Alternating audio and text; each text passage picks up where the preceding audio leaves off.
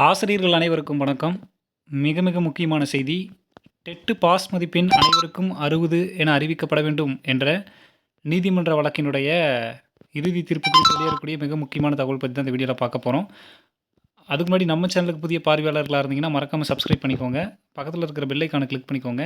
அப்பதான் டிஆர்பி மற்றும் பள்ளிக் கல்வித்துறை சம்மந்தமா எந்த ஒரு அப்டேட் வந்தாலும் மிஸ் பண்ணாம பார்க்க முடியும். ஆக்சுவலா ஏற்கனவே நம்ம ஒரு வீடியோ போட்டிருந்தோம். அதில வந்து ஆடியோ வந்து மிஸ் ஆயிடுச்சு. அதனால நெறைய பேர் கேட்டிருந்தீங்க, "சார் ஆடியோ வரல" அப்படின்னு சொல்லிட்டு. ஸோ இந்த நீதிமன்ற வழக்கு நாளைக்கு வந்து விசாரணைக்கு வருதுங்க. அத பத்தின முக்கிய தகவல் கிடைச்சிருக்கு. என்னங்கிறத தெளிவா பார்க்கலாம் வாங்க.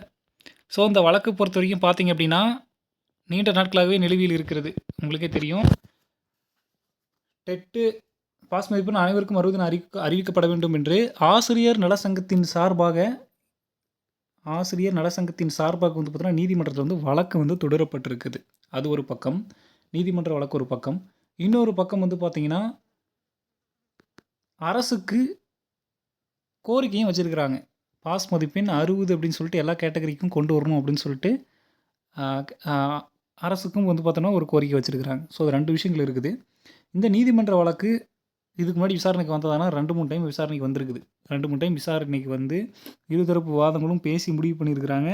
ஆனா ஃபைனல் ஜட்ஜ்மெண்ட் இப்போ லாஸ்ட் ஹியரிங் வந்தா ஃபைனல் ஜட்ஜ்மெண்ட் வந்துரும். அந்த ஃபைனல் ஹியரிங் தான் நாளைக்கு வந்து திங்கட்கிழமை வந்து நாளைக்கு வந்து வரப்போகிறது.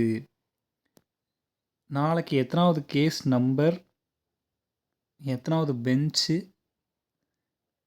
எவ்வளோ டைமுக்கு வந்து ஹியரிங்க்கு வரும் உள்ளிட்ட பல்வேறு அறிவிப்புகள் நாளைக்கு தான் நமக்கு தெரிய வரும். அந்த கேஸ் லிஸ்ட் ஆகும்போது தான். சரிங்களா? ஓகே.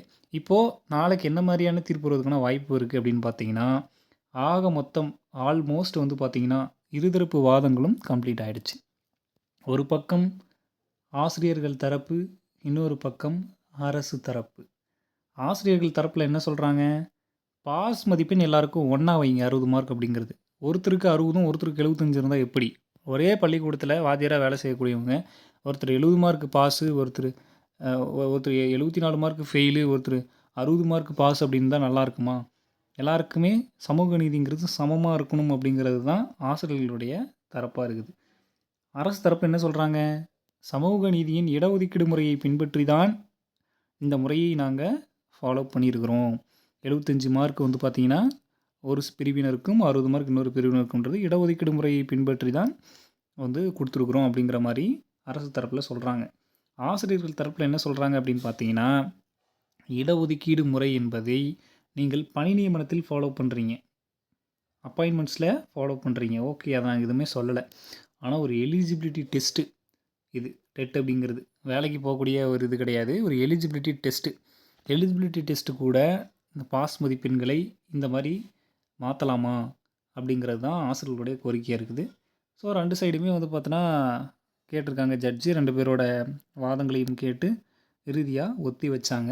ஸோ அந்த வழக்கு தான் நாளைக்கு வந்து விசாரணைக்கு வரவிருக்கிறது. நாளைக்கு மறுபடியும் என்ன அப்படிங்கிறத இரு தரப்புலையும் கேட்டுட்டு, அதுக்கப்புறமா ஒரு டிசிஷன் எடுத்துட்டு, அப்புறமா வந்து ஃபைனல் ஜட்ஜ்மெண்ட் குடுப்பாங்க. ஒரு வேளை ஃபைனல் ஜட்ஜ்மெண்ட்டில அனைவருக்கும் 60 அப்படின்னு அனௌன்ஸ் பண்ணணும் அப்படின்ட்டாங்கன்னா, தமிழக அரசு அதை ஏற்று உடனே அரசாணை வெளியிட்டு ஜிஓ பாஸ் பண்ணி டிஆர்பிலையும் வந்து பார்த்தோன்னா அனௌன்ஸ் வந்து பண்ணிருவாங்க. டெட்டு பாஸ் பண்ணவங்க 60 எல்லாருக்கும் அப்படிங்கிற மாரி. அல்லது இனிமே டெட்டு எழுதக்கூடியவங்களுக்கு தான் 60 மார்க் பாஸ் மதிப்பெண்களான்றதும் தெரியல. ஆனா வழக்கு தொடுத்தது ஏற்கனவே டெட் தேர்வு எழுதியவர்கள் தான் என்பதனால், இது வந்து ஏற்கனவே டெட் எழுதினவர்களுக்கும் பொருந்தும் அப்படிங்கிறது தான் உண்மை. பொறுத்திருந்து பார்க்கலாம் நாளைக்கு. உடனடி அப்டேட்ஸ் நம்ம சேனல் மூலமா குடுத்துட்டே இருப்போம். மறக்காம சப்ஸ்கிரைப் பண்ணிக்கோங்க. பக்கத்தில இருக்கிற பெல் ஐகான கிளிக் பண்ணிக்கோங்க. அப்பதான் எந்த தகவலையும் மிஸ் பண்ணாம பார்க்க முடியும். நன்றி.